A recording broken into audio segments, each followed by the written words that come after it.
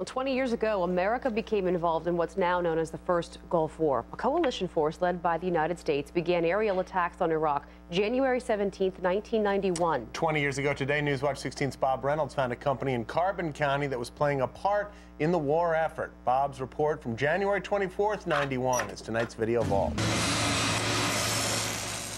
Some of the equipment being made and remodeled at Kovatch Industries in Nesquehoning are in the sands of the Persian Gulf and in the hands of our soldiers and sailors. I would say we probably have about $75 million worth of government contracts in-house. This vehicle is called the Peacekeeper.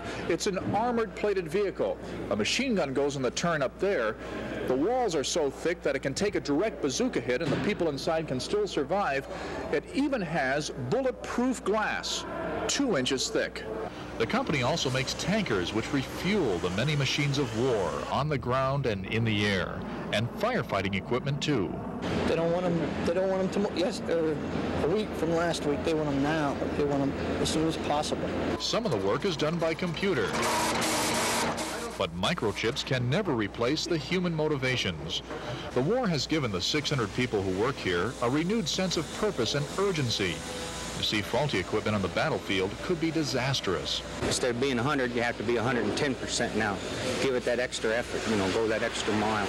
I was involved in World War II, so I know what it is. You have to have the equipment.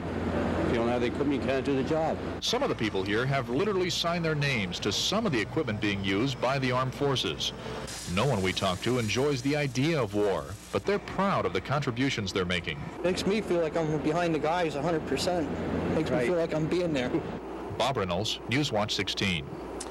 Ground troops went into Iraq on February 23rd, and about 4 days later, a ceasefire was declared. The Persian Gulf War cost the United States about $60 billion, but Saudi Arabia picked up $36 billion of that. As for Kovatch Industries, it is now known as KME Kovatch and specializes in making trucks and other vehicles for industry, along with the military, police, and fire rescue.